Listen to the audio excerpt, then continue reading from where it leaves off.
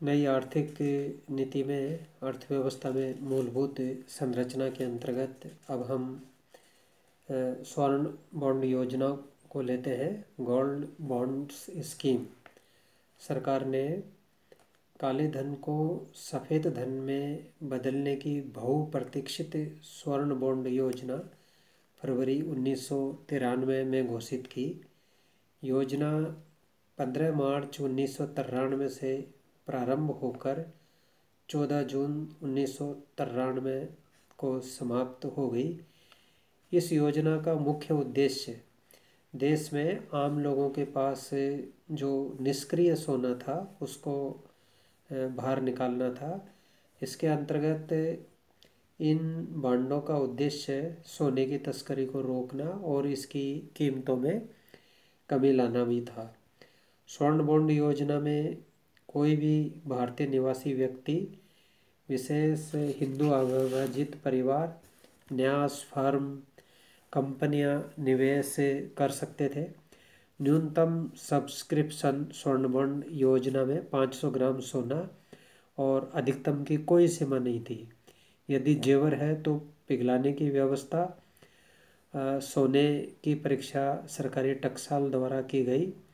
सोना देने की तारीख से 5 वर्ष बाद सोने की 0.995 शुद्धता में बॉन्ड्स का मोचन होगा और मोचन के समय 0.995 शुद्धता के सोने पर 40 रुपये प्रति ग्राम के हिसाब से एक मुश्त ब्याज रुपयों में देय होगा। परिष्करण की हानि को घटाने के बाद 0.995 शुद्धता होने के वजन के बॉन्ड जारी किए गए। ये bond GP note stock certificate के स्वरूप में थे। स्टॉक सर्टिफिकेट के एकमात्र धारक के लिए नामांकन सुविधा उपलब्ध और बॉन्ड हस्तांतरणीय थे। बैंक से ऋण पत्र प्राप्त करने के लिए बॉन्ड प्रतिभूति मात्र है। सोने के स्रोत से संबंधित जानकारी देने तथा कर अधिकारियों द्वारा पूछताछ एवं जांच पड़ताल से बॉन्ड के मूल सब्सक्राइबर पूरी तरह मुक्त, कर मुक्त ब्याज का लाभ तथा दीर्घकालीन पूंजी लाभ, उपहार कर से छूट का लाभ प्राप्त था। स्वर्ण बॉन्ड योजना को काफ़ी उत्साहवर्धक प्रतिक्रिया मिली। योजना के तहत सोने का मूल्य 1500 करोड़ रुपए आंका गया है, जबकि बजट अनुमान सिर्फ 300 करोड़ रुपए का था। पूरे देश में 69 शहरों में 83 केंद्रों पर स्वर्ण बॉन्ड योजना का काम किया गया था। जनता ने जिस उत्साह से इसमें हिस्सा लिया वह काफ़ी सराहनीय था। इतनी उत्साहवर्धक प्रतिक्रिया के बावजूद योजना की उस समय अवधि में वृद्धि नहीं की गई थी। नई आर्थिक नीति में अर्थव्यवस्था में मूलभूत बदलाव के अंतर्गत अगला बिंदु हम लेते हैं विदेशी संस्थागत निवेश, फॉरेन इंस्टीट्यूशनल इन्वेस्टमेंट। सरकार ने देश के प्राइमरी और सेकेंडरी पूंजी बाजार को विदेशी संस्थागत निवेशकों के लिए खोल दिया, लेकिन किसी एक कंपनी में ऐसे निवेशकों की कुल पूंजी 24% से अधिक नहीं होगी। अब विदेशी mutual fund, pension fund, investment trust और संपत्ति प्रबंधन कंपनियां भी भारतीय प्राइमरी और सेकेंडरी पूंजी बाजार में निवेश कर सकेगी। एक विदेशी निवेश संस्था एक कंपनी द्वारा कुल निर्गमित पूंजी का केवल 5% ही खरीद सकता है। विदेशी निवेशकों को कर में राहत मिलेगी। उन्हें लाभांश और ब्याज से मिलने वाली आय पर केवल 20% तथा 1 वर्ष से अधिक के कैपिटल गेन पर केवल 10% कर देना होगा।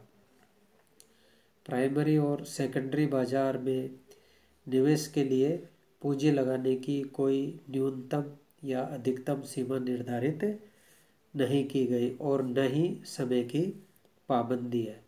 पोर्टफोलियो निवेश के लिए अधिकतम सीमा निर्धारित की गई है। देश के आर्थिक खुलेपन की दिशा में उठाया गया यह संभवतः बहुत ही महत्वपूर्ण कदम था। सरकार के इस निर्णय से व्यापारिक दूरी मिटाने में मदद मिलेगी और अधिक विदेशी मुद्रा की प्राप्ति होगी।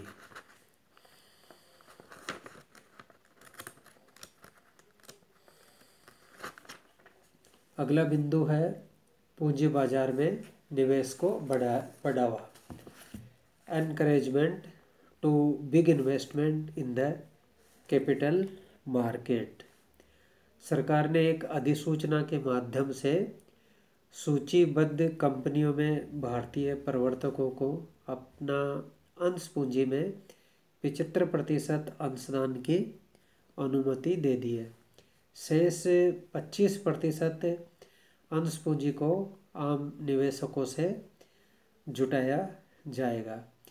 इससे सीमित सार्वजनिक भागीदारी वाली कंपनियों के लिए पूंजी बाजार में सक्रिय होने के लिए अनुकूल वातावरण बन गया है। अब तक जो कंपनियां अंश पूंजी में प्रवर्तकों की भागीदारी को 40% से बढ़ाना चाहती थी, उन्हें वित्त मंत्रालय से अनुमति प्राप्त करनी होती थी। अगला बिंदु है फेरा में व्यापक बदलाव। मेजर चेंजेज इन फेरा। सरकार ने विदेशी मुद्रा नियमन फेरा कानून में व्यापक और आधारित परिवर्तन किए हैं। अब फेरा के तहत पंजीकृत कंपनियों को भारत में संपत्ति खरीदने बेचने के लिए अनुमति की जरूरत नहीं होगी। भारतीय नागरिकों को देश में 15,000 रुपये मूल्य या $500 तक की नकदी विदेशी मुद्रा अपने पास रखने की अनुमति होगी। सभी अनावश्यक प्रावधान रद्द कर दिए गए हैं। विदेशों में संयुक्त उपक्रमों के लिए फेरा कानून के अंतर्गत किसी अनुमति की आवश्यकता नहीं होगी। विदेश जाने वाले भारतीयों की प्रतिभूतियों और बैंक खातों पर लगने वाली रोक समाप्त कर दी गई है। भारत यात्रा के दौरान अनिवासियों पर विदेशी मुद्रा में भुगतान करने की शर्त समाप्त कर दी गई है। आयातित सोने और चांदी के देश में इस्तेमाल के बारे में प्रतिबंध हटा लिए हैं। अधिकृत विदेशी मुद्रा डीलरों को नियमबद्ध रखने के लिए भारतीय रिजर्व बैंक को 10,000 रुपये तक पेनल्टी लगाने का अधिकार दिया गया है। वर्ष 1999-2000 से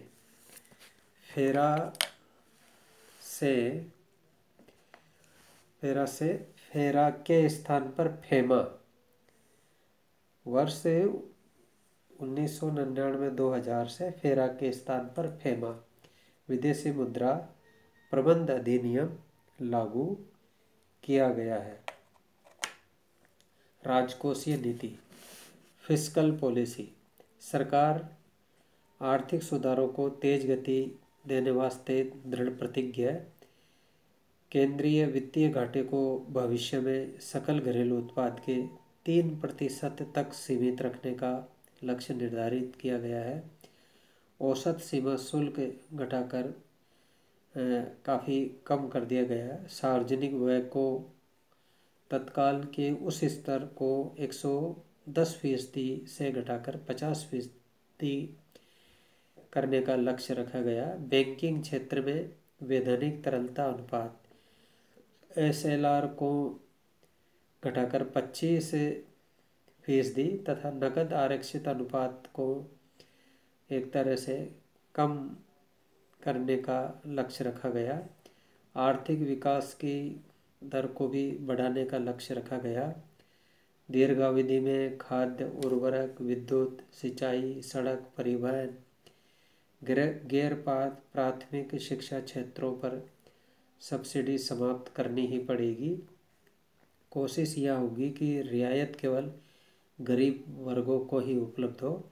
आर्थिक सुधारों को गति देने के लिए सभी उपभोक्ता वस्तुओं का आयात खोल दिया गया है।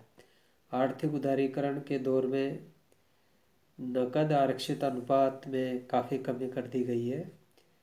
वित्त वर्ष 2002-03 में मौद्रिक और ऋण नीति में CRR में 15 जून 2002 से %0.5 कटौती की घोषणा की गई। बैंक दर को 6.5% पर बरकरार रखा गया। CRR 1 जून 2002 से वर्तमान 5.5% के स्तर से घटाकर 5% कर दिया गया। CRR में %0.5 कटौती से वाणिज्यिक बैंकों के पास लगभग 6,000 करोड़ रुपए अतिरिक्त संसाधन उपलब्ध होंगे। तो सरकार की जो राजकोषीय नीतियां हैं वो रिजर्व बैंक के द्वारा और केंद्र सरकार के द्वारा जो बजट पेश किया जाता है उसमें नीतिगत परिवर्तन किए जाते हैं और जिनसे अर्थव्यवस्था में जो मुद्रा की जो तरलता है उसको एक तरह से अर्थव्यवस्था के अनुकूल स्तर पर रखा जाता है और महंगाई पर नियंत्रण की पूरी कोशिश की जाती है।